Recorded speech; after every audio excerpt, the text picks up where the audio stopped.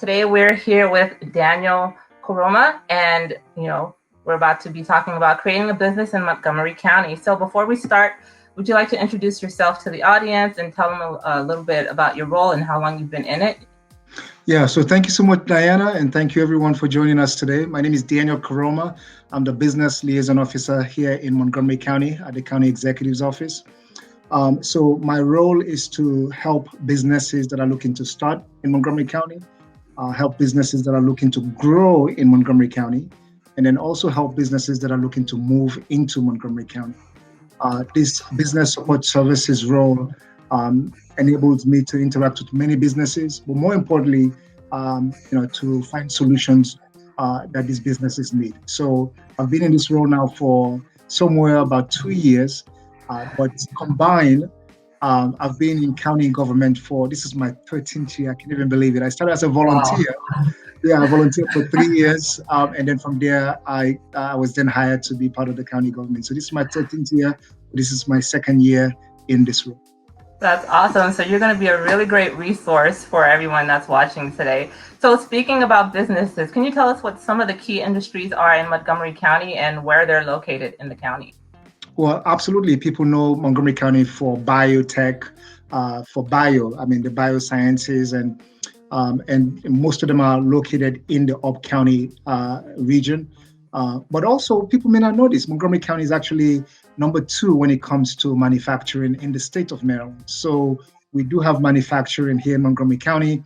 And of course, people know us to be the capital of hospitality. I mean, many of the industry leaders in hospitality when it comes to hotel and other type of hospitality businesses, we have them here in Montgomery County. So if it's your restaurant, we have some of the best restaurants that are here in the country in Montgomery County, from diverse in terms of selection.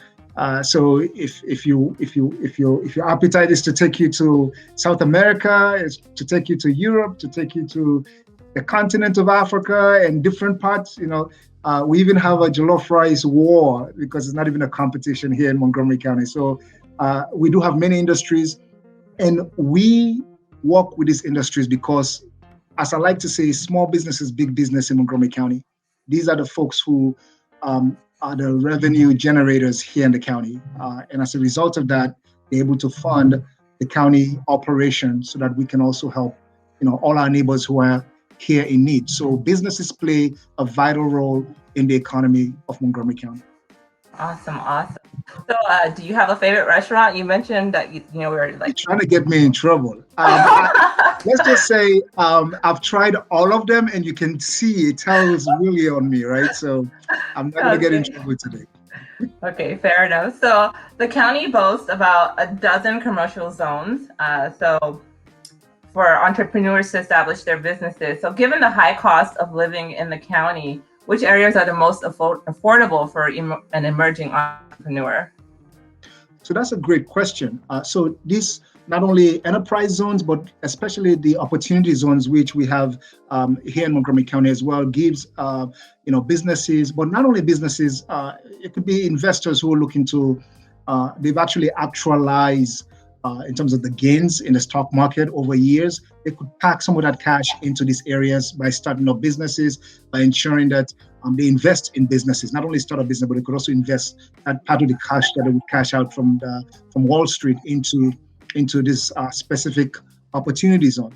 In terms of, I completely agree with you, the cost to do business in Montgomery County, not only Montgomery County, but in the Washington area as a whole, is not cheap. Starting a business is not an easy proposition either, right? So the risk involved in starting a business. But we have certain areas where I would encourage businesses to go to. But don't go there because of the pricing, right? Because you want to make sure that the location is right based on your business type and your business model, right? You want to be close to the business, to the customers that you're serving. You may find cheap rent somewhere, but if it's not close to your customers, all of a sudden you're not in the right place. So it could be that it's a little bit expensive for you to pay, but it's closer to the customer. Therefore, you're able to gain business. But there many areas. We have a tool on the Montgomery County Business Portal, and that's www.montgomerycountymd.gov/bees. So the business portal, we have a tool there, which is a locator. We call it a location locator, where you can go in and let's say you're looking to start any type of business, and that business you want to search not only zoning, but the use case of that zoning. We have that tool that can really help you know, okay, I cannot take my business to this area because it's not zoned for that area. But if there's specific customer type that you're looking to basically sell to or provide services to, that locator can also help you as well locate some of those industries in the county. Awesome. That's a lot of great advice. So speaking about that, can you tell us what innovation centers are and which industries specialize in them? So right now we have incubators in the county. So we have an incubator which is in the Up County, and that focus on the bio industry. We have an incubator in Rockville, which also has, I think it has a lab there as well, a bio lab, but also there are other different types of businesses. And then we have an incubator here in Silver Spring, which is still in the works. We haven't defined it yet in terms of what it will do, but that is again a work in progress. In fact, our Economic Development Corporation is working to put together a comprehensive, small business strategy, and hopefully we'll be able to, as I say, activate there's still businesses in those incubators, but in terms of to get a defined, let's say, industry focus. One in Germantown does have one, the one in Rockville has one, but the one in Silver Spring is still a work in progress. So that is, to me, an opportunity for, people who have business ideas, who are looking to start businesses. Please engage with us, because your idea may fit within those incubators, if it's, again, the right not only industry but also the right fit for your business. Okay, yeah. So you mentioned about people who are looking to start businesses. So can you tell us what are opportunity zones and which areas of the county are designated as opportunity zones? Absolutely. So opportunity zone, I think, came around, was it about 2 to 3 years ago? I mean, my timeline is messed up because of the pandemic. I know all of our timeline is messed up because of the pandemic. By the way, let me just say quickly, if you haven't been vaccinated, Montgomery County has many sites. So please, let's encourage members of our community, of all communities, to go and get vaccinated. This variant that's happening right now is not easy. So back to what is opportunity zone. The previous administration actually passed a law whereby, because of the growth in the stock markets, there are folks who, when they bought, just want to simplify it a little bit. So when they bought a stock, right, or when they started investing, the investment has grown, and that's called capital gains. And if you take that capital gains out of the stock market, you have to pay a decent sized tax on that gain that you've actually realized from the time you invest to the period which you're looking to cash in.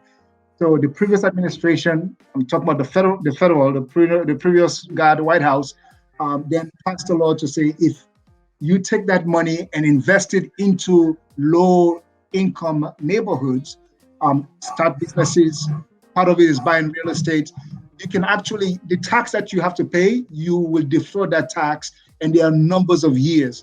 And usually when it comes to, in terms of, how taxes work, I would say, talk to your CPA, talk to your accountant, because they could give you the details in terms of the benefits.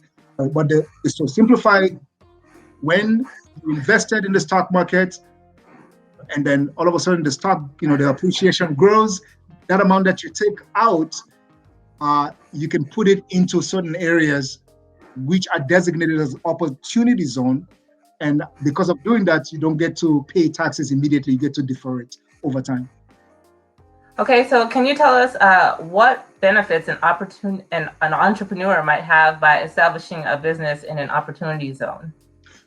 Another great question. So there are multiple in terms of benefits. First of all, the entrepreneur themselves may be the one that is actually investing in that zone with their own money that they've taken from the stock market. So that's one benefit, because they'll get the tax deductibility or the tax deferment that may apply to them. Again, talk to your CPA, talk to your accountant, so that you know what that benefit is. But the second thing is that if you're just starting a business, an investor, a VC, a venture capitalist can say, hey, you know what? I like this idea. I like the business model. I like the business plan. And you are in an opportunity zone. So I'm going to pack some of my cash there. Right. That again is another opportunity for an entrepreneur who's looking to start a business to look at one of these opportunities. But again, there are other areas in the county, especially like the East County, where there's so many opportunities for businesses to come, especially if it's if you want to do warehousing, if you want to do any type of business that you want to do. The county has amazing places, but the East County also is a great opportunity as well. So you mentioned that there's so many benefits. Are they expected to run out at any time? And what might happen to those businesses in those areas after those benefits run out? Well, so definitely yes, because all tax breaks get to expire, right? So, but then this is where I'll say talk to your accountant, anyone who does your taxes for you, because they would have that schedule. I know that there's certain timelines. That's why I don't want to go into the details of that, because if you take certain amount and invest for this long, I mean the term by which you invest will determine how much of a tax break or tax deferment you get to get. Okay, awesome. So can you tell us what percentages of African-American businesses are located in opportunity zones? That's a good question. We don't have that data. And it's a complicated matter in a sense that, so we have data on minority businesses. And what I try to tell people, minority businesses does not mean African-American or Black businesses. It means all minority businesses. It could be women businesses. It could be veteran businesses. It could be disabled businesses. It could be, Black and Latino and Asian businesses. So usually people come to me and say, I need all the number of Black businesses. I'm like, I don't have that data because we don't keep that data, right? So to answer your question directly, we don't have that data. But when it comes to minority businesses in opportunity zone, we don't have that number. We have numbers within specific program. Let me give you an example. There's a state office of minority women disabled businesses, right? So based on the numbers I've seen there's about 4,700 registered and certified minority-owned businesses registered with them. Now, that doesn't mean that those are all the only businesses that are here in Montgomery County. There are many who are not registered with them.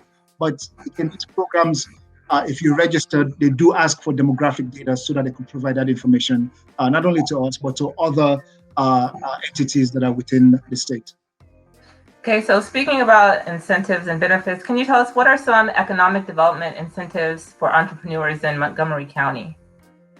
Thank you for that question. In fact, I thought that we would have started with that question. So, as I told you, we want businesses to start here in the county. And so as a result of that, the business portal is it has a wealth of resources. So for example, again, www.montgomerycountymd.gov/BIZ. That's all one word. Once you go there, the business portal has, in terms of a list of resources that we have. For example, access to information is a big resource because many businesses need that in order for them to be able to start their business the right way. So therefore, we have various toolkits based on the growing industries in the county. So we have toolkits on retail, how to start a retail business, how to start a home care business. You will be surprised that's another increase in industry in the county. How to start a restaurant. All these toolkits. In the toolkit, basically, we've laid out what you need, not only from the idea phase, but all the way to, like when you open up your door or when you are, starting to accept, customers into your space, right? So we've laid out all what you need to do, what permits you need to have, what licenses you need to get based on the industry type or the industry sector that you're doing businesses. So the access to information is a big one. So that tool is available on the portal. But on the portal, we also have workshops and training. There are many businesses, only if they had known what to do up front, it would save them a lot of cost in the back end, right? Many businesses, we try to, listen, you're going to make a mistake when you start a business. For sure. But as a government, our role should be how do we minimize those mistakes? Because mistakes are very costly when you're doing business, right? So that's part of what we do to ensure that we provide training and workshops. And we have business resource partners. I have 7 of them that are in the county that not only you can basically, register for their workshops and training, but you can actually get a one-on-one counselor. We also have there on the portal a business advancement center where businesses can go and schedule a one-on-one time with one of our, counselors. I take those appointments as well to ensure that I provide, not only accurate information, but, up-to-date information when I meet with businesses. That's one thing. We county also have a microloan program. The microloan program, it's actually run by two nonprofits that are based here in Montgomery County. The reason for that is because not only we want to make, capital accessible to businesses when you start or when you're growing, we also want to make sure that technical assistance is also accessible as well. You'd be surprised how, sometimes businesses, what actually makes them fail is when they get access to too much money. People are like, are you kidding me? Yeah, because if you cannot manage cash flow, you would actually dig yourself into a hole whereby you've overspent, you've burned out you've burned a lot of cash. All of a sudden now you have to worry about how to pay that cash back, and that's it's the end of the business. So these organizations provide technical assistance so that businesses are able not only to get access to microloans. Again, these are like small loans going up to the large loans, but also you get the technical assistance in terms of how to utilize this loan and how do you draw down, based on the business life cycle or within the ecosystem that you're looking to perform. So if you have a purchase order that's coming in, and how do you access these loans to ensure that you fulfill that, and then all of a sudden you get paid in the back end. So that's another form of resource. But I said we have a list of them which are available. And I'm a resource, by the way. So I should start by myself. I am a resource for businesses. Okay, so speaking about money, can you tell us what tax credits are available for entrepreneurs who are looking to start a business in Montgomery County? And can you tell us which ones are available?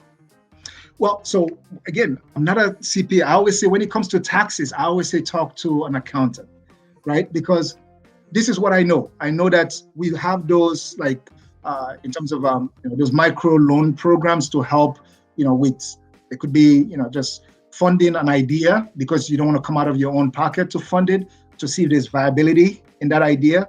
But remember, these are loans, so you have to pay it back anyway. It could be access to capital. The fact that maybe you need to purchase an item or a last minute item before you open up.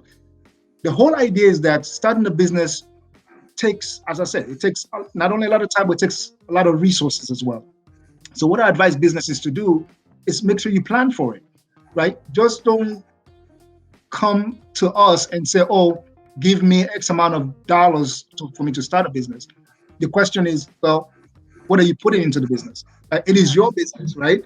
So have you saved up for this business? While you're doing your due diligence, what type of capital needs do you think you would have based on the due diligence you were doing? But more importantly, how are you saving up to meet up to that due? So there's one thing when you come and ask for, a certain amount for you to meet the goal that you need to meet for you to open, for you to go to market. It could be, launch that product or launch that. But it's another thing where you come in with a clean slate and you want, not only the county, but you want a bank or any financial institution to take 100% risk on you where you have not taken any risk on yourself, right? So I always say, make sure you plan, and part of that plan is not only, in terms of the resource plan, but also the financial plan as well. Awesome. So can you tell us what are some of the economic development incentives or, can you tell us how can a small entrepreneur request help for services such as market research, business, and financial planning? Yes. So we have let me say, how should I put it? We have tools that are available at the initial idea phase. So I think of this as a business model canvas, right? Where you start with an idea and all of a sudden you're going to market and launching a product. So when you're in that idea phase, you want to, learn about the business that you are about to embark in, right? Because some people think, oh, well, because I can cook, that means I'm a chef. No, or because I can cook, I should open up a restaurant. Yeah, that's a good idea, but learn about what does it mean to have a restaurant in Montgomery County, right? Where, it's a good place for you to locate your restaurant. Because if you go to a place where it's already saturated with the type of food that you are providing, then guess what? First of all, you're going to get competition anywhere you go.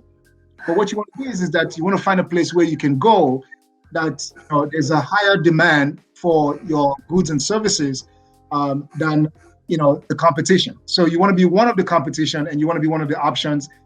So when it comes to market research, if you are a resident of Montgomery County and you're thinking about starting a business and you have a library card, if you go to the library website and just log in, because everyone now can log into their library account once you have a library card, we have a wealth of information there, including business research information under the business section.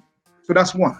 And then the second, after you've done that, then the Montgomery County Business Portal is the second place you can go to get information. In fact, as I say, we have a dedicated tab that's for resources, where you can go and see all the resources that are available to you.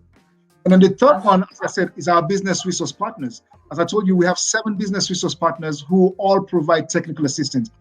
You go to them when you literally want to start a business. Well, you come to us in terms of the portal when you want to register your business and get permits and license, right? So we will help you navigate that world.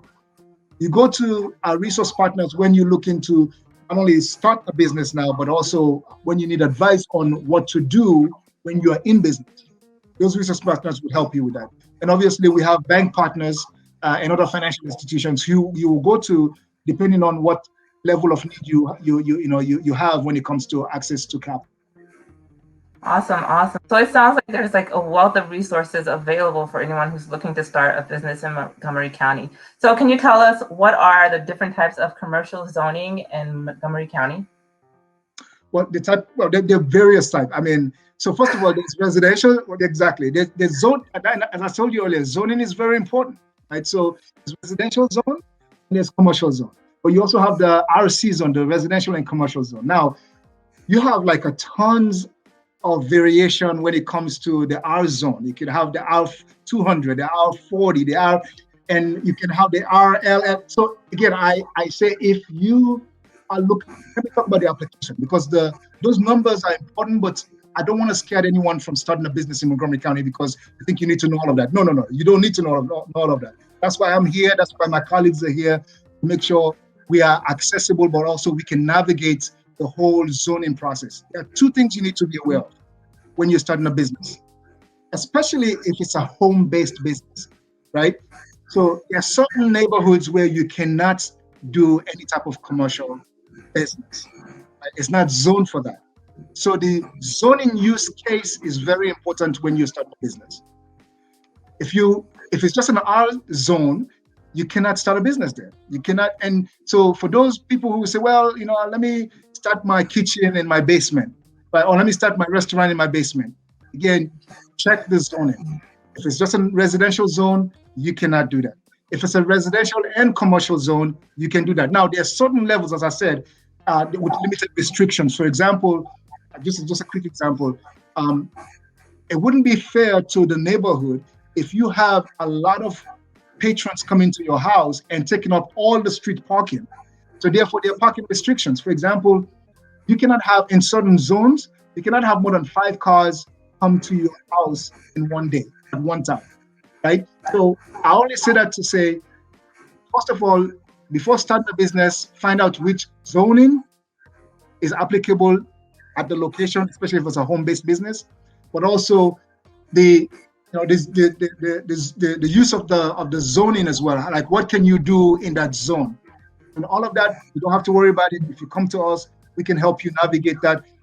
Also, when you're applying for a permit for the use of that place, we have permit managers and permit specialists who can actually walk you through the whole process of, okay, is your house or is your apartment? Well, definitely your apartment is not a place for you to start a business, because apartment complexes are not zoned to be, for you to start a business in. And I say those are the type of things that I'm really happy I'm here so I can explain. The goal is that if you're looking to start a business, we are a resource for you. Zoning is important, but you don't need to know the complexity. We can help you through it.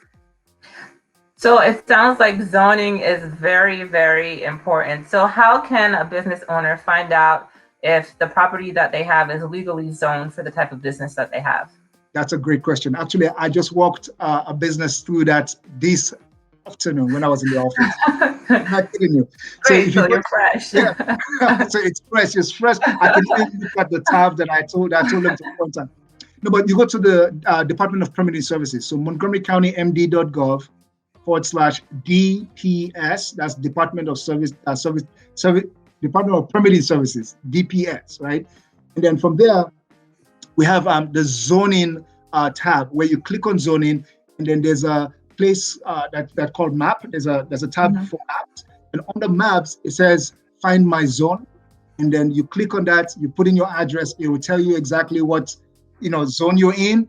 But let me just say, you're gonna see a lot of numbers. So, for example, it will tell you're in a R20 zone.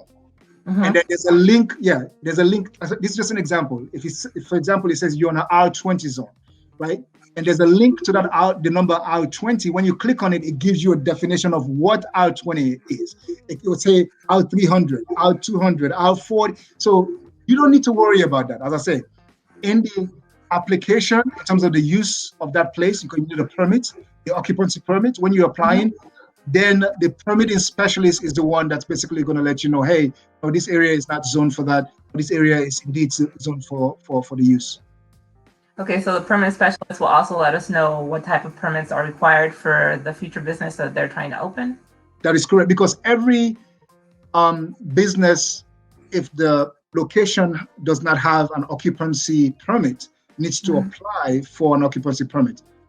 And when you apply, an inspector have to inspect the place, because the inspectors, we need to make sure that the place is accessible, depending on the type of business, right? You need to have like 2, exits.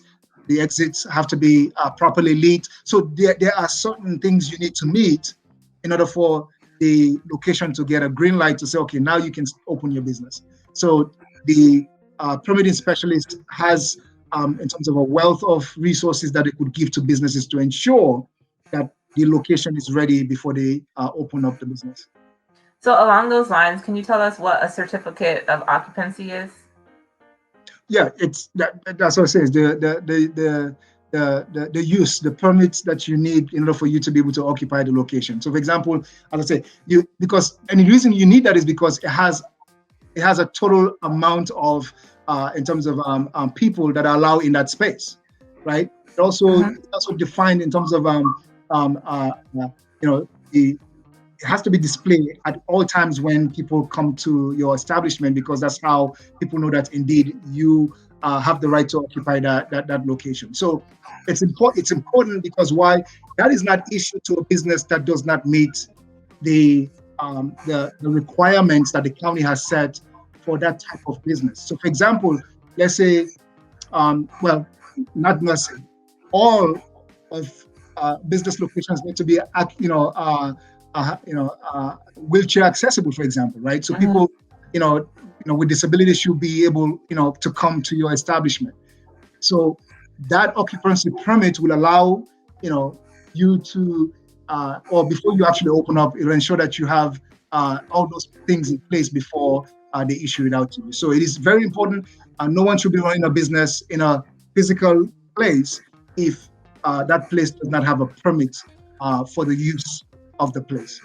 So can you tell us how often it would be, we would need to renew it in order to remain compliant? Yeah, so annually. So most of the license are renewed annually, and we have for the permits. You basically will go to the as I say, DPS, Department of Permitting Services, for licensing. Depending on the type of license, some licenses you have to renew with the state. Is the one of the licenses you have to renew with the state, and that most businesses do not do annually.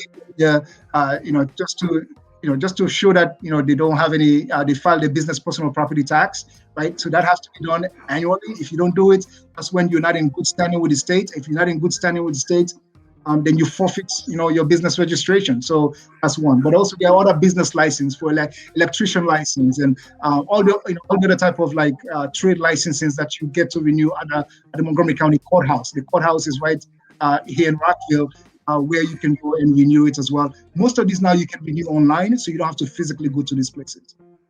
So I know you said it was difficult to get a specific breakdown as far as minority businesses, but can you tell us about what industries or what businesses might be more attractive to African entrepreneurs and why? Wow. Now that's again, it's a dangerous question. Exactly, because I mean, for example, I've seen Africans who are engineers. I used to know a guy who worked at NASA, right? So you don't put people into a box. It's hard for me to say, hey, all Africans should do this. No, I mean, who only in America is my story possible as an African who works for the government and is the face when it comes to economic development and business development in Montgomery County, which is one of the richest counties in America, and the richest state.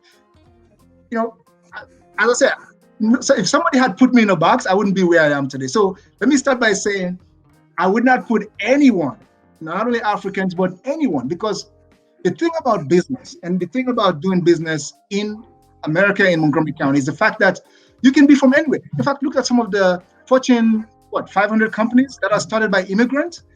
Many of them, right? So I would say, for you to start a business, what is your passion? What is it that you're passionate about?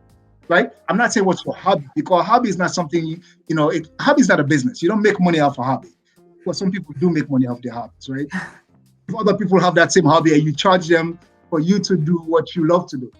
But the idea is that a business, you're basically solving a problem, or you're solving multiple problems that those problems are significant enough that people are willing to go into their purses and their pockets to pay for that service or that good. That's what a business is. You could be from anywhere. That's the great thing about America, right? Yeah. All of us have come here. We came from all over the world, except for the Native Americans, the African Americans who were brought here as slaves. The rest of us have come, or our fathers, our grandfathers, our great-grandfathers have come from all over the world, and many have succeeded. Right? And many who have succeeded is as a result of businesses. So I'm not able to answer that question because it's like saying Africans cannot be scientists, they cannot be doctors. I know, like, many of these fields, I know Africans who are within those spheres and those circles and doing amazing.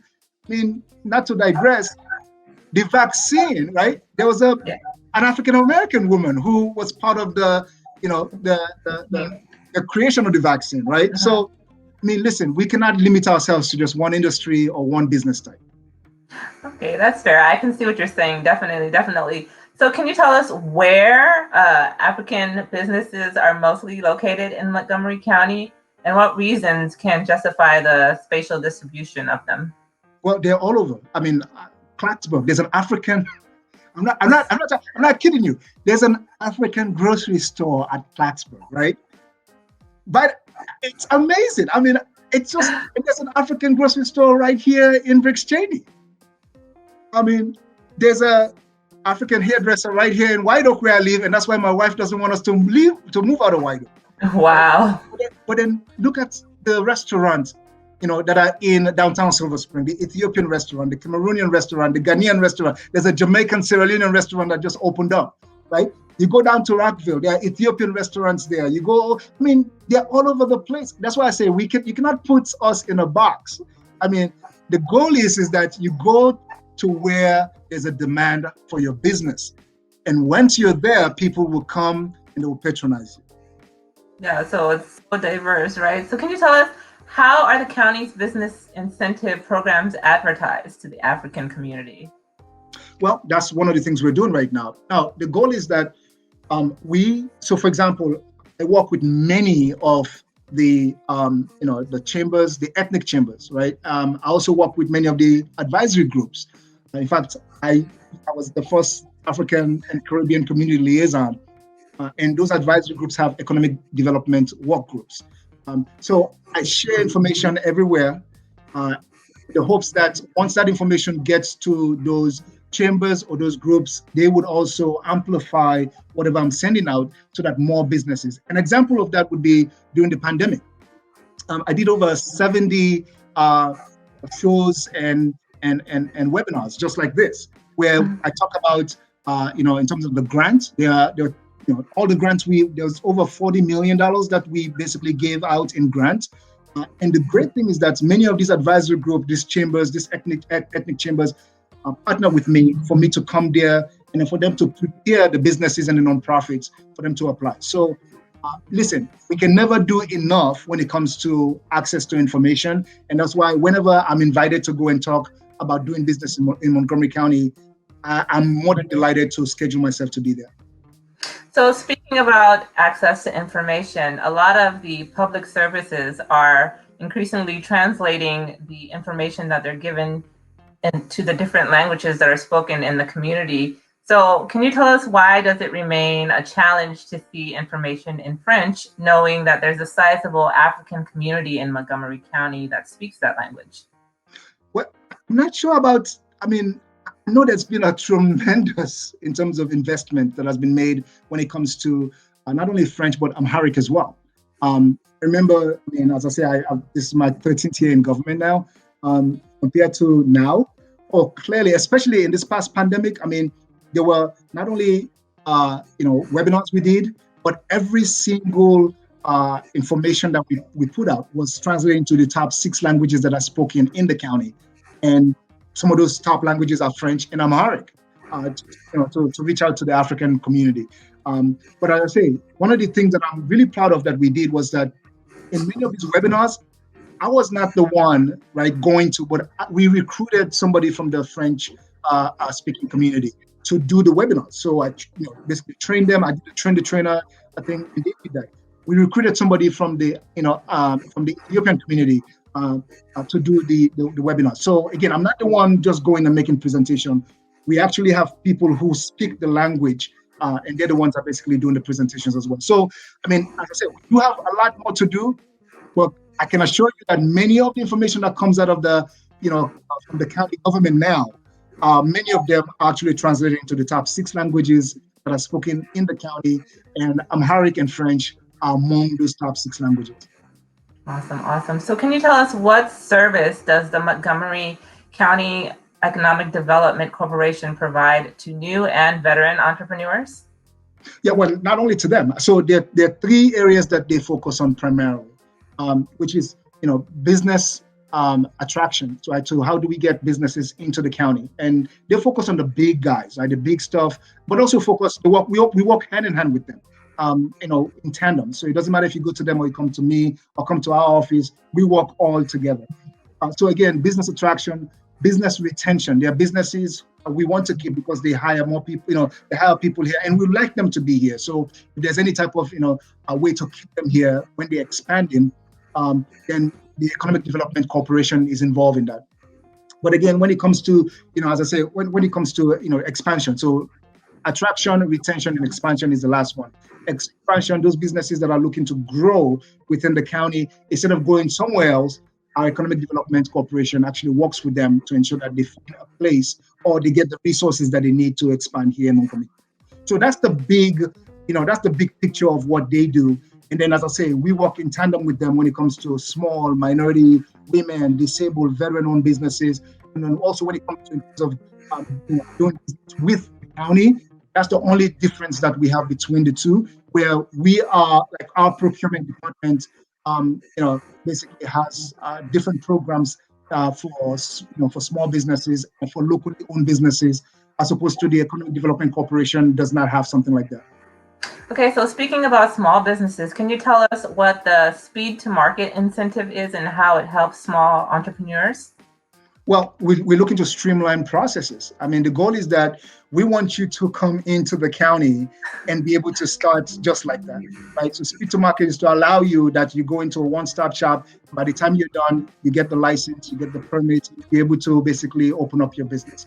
And I actually was privileged to work on that in this time of the pandemic to see how we're able to fast track, but also streamline. So for example, signs, right? So people don't realize this. Sometimes it takes a long time for you to get permits for your signs. Right? That process has been streamlined, whereby now, if you're occupying a place where there used to be a sign, within 24 hours, you're able, and between 24 to 48 hours, you're able to get your sign approved, where you can just go and place your sign and put it in there. So that's the type of speed to market that we've basically done because of the streamlining that we've done when it comes to the permitting process and the licensing process. Okay, so there are business centers in the county that help emerging and existing businesses thrive. So what is the difference between a county-supported business center and a state-supported business center? Well, good question. I mean, so like when you say business center, like we don't have a physical center. Now we have our regional service centers, right? So the regional service center, what we've done is we and I was part of the design of that program as well, where we did what we call Business Connect. And Business Connect was to bring resources closer to the regional area. So you don't have to go all the way to Rockville to get some things done, to meet with someone. So those centers are there where I can meet with a business there, as opposed to a business coming to my office in Rockville. Now that is different from, for example, an SBDC, which is funded by the state, or a Maryland Women Business Center, which is funded by the state and also by the county as well. So it's not a either or proposition. It's an and proposition. For example, these are the 7 business resource partners I talked about: LEDC, SBDC, Maryland Women Business Center. All these folks are part of my infrastructure when it comes to supporting businesses here in Montgomery County. So can you tell us what procedure would need to be followed to have an African business center that is more culturally responsive to the needs of the African community? Well, Diana, this is where I have to challenge you and challenge the African community. Listen, I came to this, as I told you, as a volunteer, and I volunteered for 3 years with no salary at all because I believed that we needed a seat at the table. And today we are proud. I am so proud of what we've been able to achieve. This talk about a business center started a long time ago, but no one is showing up. I'm at a point where I said, you know what, either we show up or we cannot be talking about a business center and not put, our money where our mouth is. Listen, anything that is funded and owned by the government is owned by the government. It's not owned by the community.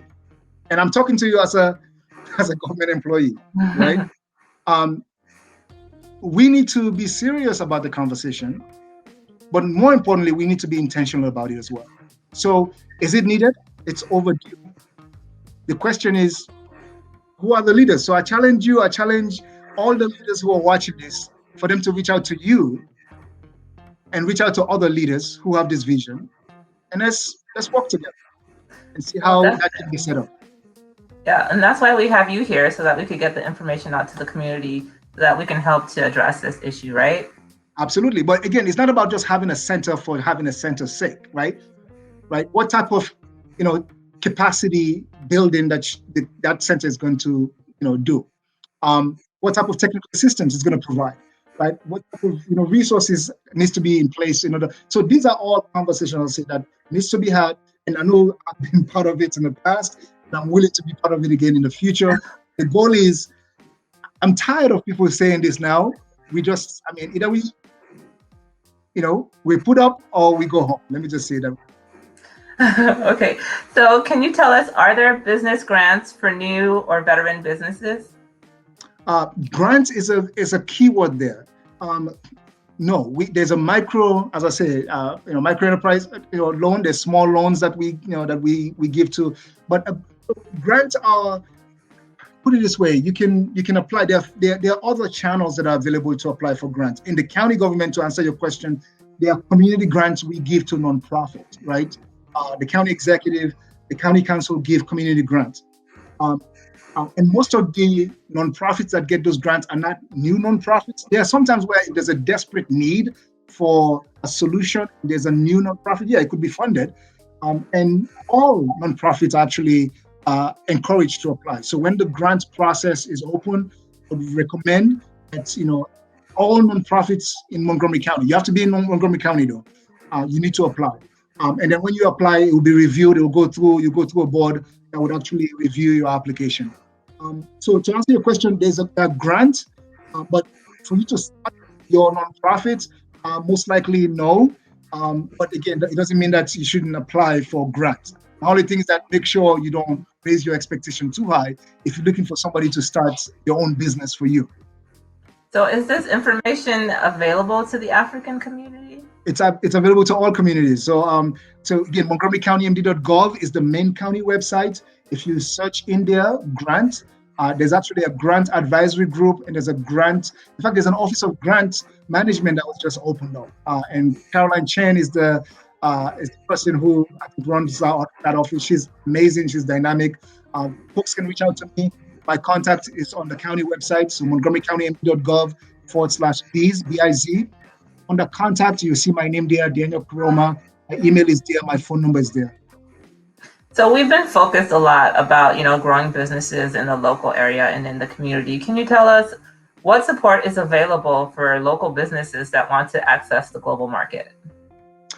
Good question.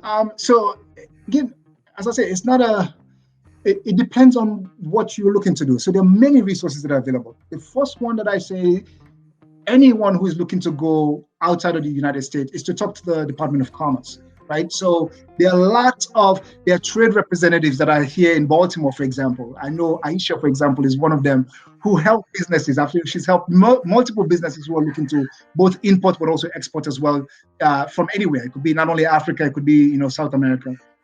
So talk to the trade representatives office that are in Maryland, is in Baltimore.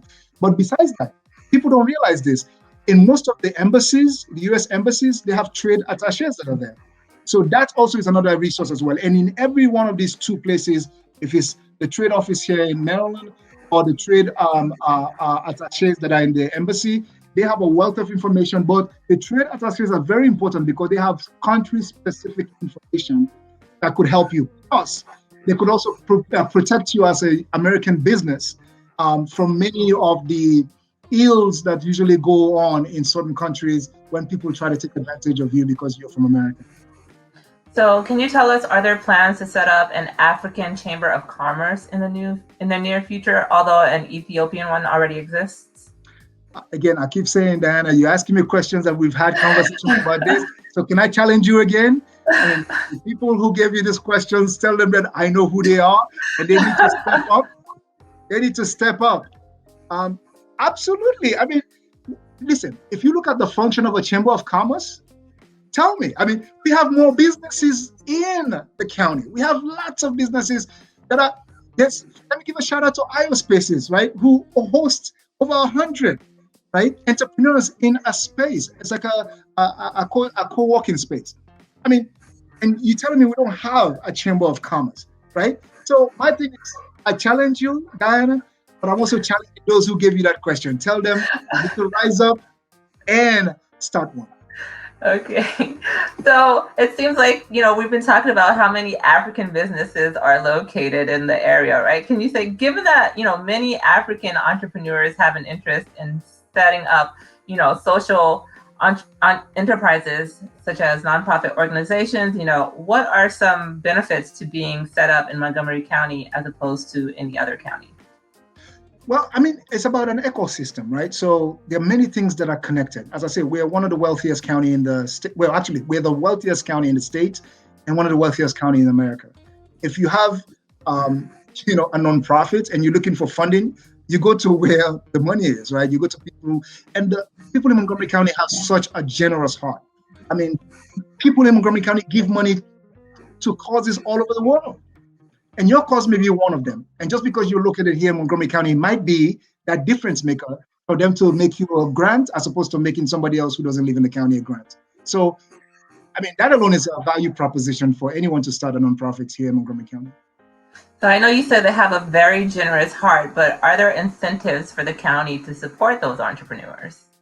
Well, again, it's just like, as I say, like you're starting a business, right? Because, I mean, a nonprofits are businesses. I always tell people that, listen, many of them do payrolls. Many of them, they hire people. Many of them are some of the top employers here in the county. So nonprofits are not just nonprofits. They are also businesses as well. So it's the same. It's the same thing. Now, the advantage is that, of course, when they do fundraisers, right? Because most nonprofits do fundraisers, you have people. You have an ecosystem here in the county where people can support your fundraising efforts, but also you can apply for a county grant. Although those county grants cannot be used for overseas work, it has to be used for local work. Awesome, awesome. So can you tell us, I know you mentioned a grant just now. What are some of the funding sources for someone who's looking to set up an NGO in the country? Funding sources, definitely. I mean, I usually say family, friends, and fools, right? So not necessarily fools, but family and friends, right? So make sure you get your family involved in the cause.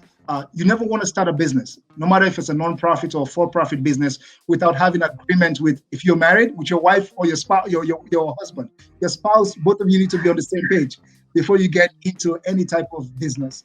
And then the second thing is, as I say, family members. I mean, some of the first customers that you may get are your family members, or for some of the first donors to your nonprofits may be family members because they believe in you, they believe in your cause, and friends. So the secondary support that you get will be from your friends.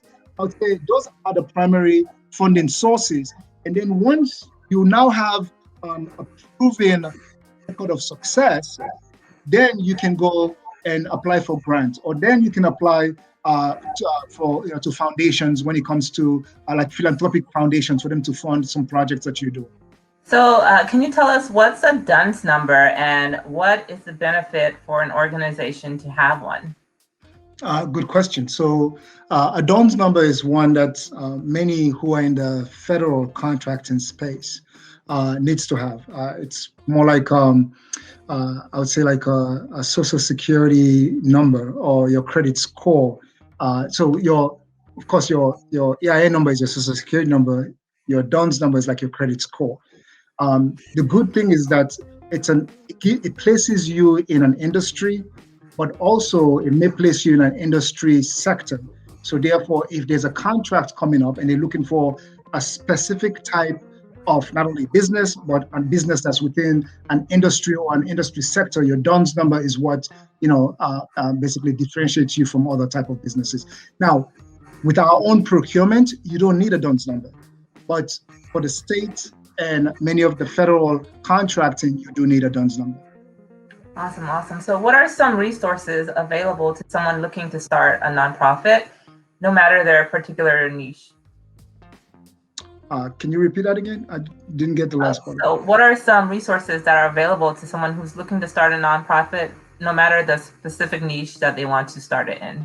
Okay, yeah. So here in Montgomery County, and this is the reason why I say we want people to come and start their business here in Montgomery County. So we have, for example, the nonprofit village. The nonprofit village, again, just Google nonprofit village, Montgomery County, it will come up. They actually assist individuals based on the ideas that they have on what solutions they're looking to develop and what problems are they looking to solve. So nonprofit village, and Kim Jones is the executive director there. She is phenomenal. You can say, hey, Daniel Koroma sent me. But also what they do that is critical to set up nonprofits to succeed. If you need a physical space where you can meet with people, or you can meet with potential funders of your nonprofit, there's like a share working space that you can use there, which allows you to lower your overhead cost, so you can use most of the money that you raise, in the venture, in terms of the nonprofit idea that you have or the solution you're looking to solve. So we have nonprofit village, but we also have nonprofit Montgomery, right? So, and this is an advocacy group as well. So these are entities that are there outside of county government, but they work very closely with the county government. Within the county government, as I say, nonprofits are just like any other business. And so therefore we provide all the resources that a nonprofit business may need, not only around, in terms of the information that you need, but also in terms of the workforce that you need as well. Within the economic development landscape, there's workforce development as well. So people, if you're looking to hire people, you're able to get a recruitment specialist to talk to you and ensure that you're able to meet with qualified applicants that specialize in your type of nonprofit. So there are lots of resources available for nonprofit businesses, but also for for-profit businesses as well. Awesome, awesome. Well, thank you for having us today. Thank you for joining us. We've gone over a lot of things, such as the different funding sources that are available, the different types of incentives, different zoning areas, different challenges that we need to extend to the African-American community, to the African community. So I just want to ask you, is there anything that you want to leave us with today? Absolutely. Remember, first of all, I challenge you on two things. Uh, the first one is around, when it comes to having a resource center or whatever we want to call it, right? Take me up on that challenge. I mean, let's get folks to work together so that we're able to build, institutions that would outlast all of us. Like, we are all passionate advocates. I'm an advocate within the county government, even though, again, I'm a government employee, but I still advocate for businesses within the county government. You guys are advocates in the community and holding the county accountable. Like, there are certain things that county government can only do because people like you and many who are watching are there. And so I would say continue to do that. I challenge every one of you to get involved and make sure that that not only say something, but let's start to do something. But beyond that, we're in a critical place right now. The pandemic is not over yet. Listen, the earlier stage of the pandemic, there was a study that came out that 40% of Black businesses that closed would not reopen. That was over a year ago when that study came out. I've heard from over 6,000 small businesses and nonprofits in the county. If you call Montgomery County 311 and ask a business question, there's a likelihood they will send you to Daniel Koroma. It's not easy, Diana. It's not easy. It hasn't been easy for small businesses. Listen, there are businesses that have done well, and that's good. And some of these businesses, they have, lawyers who do the work for them. They have consultants who do the work for them. They are well connected, and there's nothing wrong with that. But there are many of our small businesses, especially minority businesses, that need the support. And I'm here to basically do my best. I mean, but there's so much. So I'm hoping that, again, we don't forget that the pandemic is tied into our economic, vitality and prosperity, right? And we want our businesses to succeed. So for those who have not been vaccinated, I'm pleading with you, please get vaccinated, because you being vaccinated will help your business. It will help your family business. It will help the economy, not only locally, but the state and even the economy, nationwide. So I ask that anyone who's watching this, please make sure you encourage somebody to get vaccinated. Thank you so much for this opportunity. And I want to say you can call me at any time, but you did ask me some really tough questions. And do you want to leave your handle? Yeah. Oh, well, I mean, I don't know how I did. Hopefully I did well, but I try to provide as much information that I have. And nothing, again, I mean, it's recorded. This is just based on experience, right, of all what I've been doing. When you ask me one question, I tell you, hey, I just helped a business today with that same question when it comes to zoning. And so it's a daily thing. And that's why, I mean, I don't take this lightly, as I say, because I'm not able to reach all businesses. That will be a complete lie. It will be an unrealistic expectation. But being in shows like this has a multiply effect, have an amplification effect, where folks who may not be able to reach now all of a sudden know who Daniel Koroma is, now know what the Montgomery County Business Portal, now know where those resources are, know how to contact my business resource partners, know how to contact me. So I really want to thank you. I want to thank the Francophone Alliance for putting this together and for inviting me to speak. So thank you so much. You're welcome. Thank you for joining us.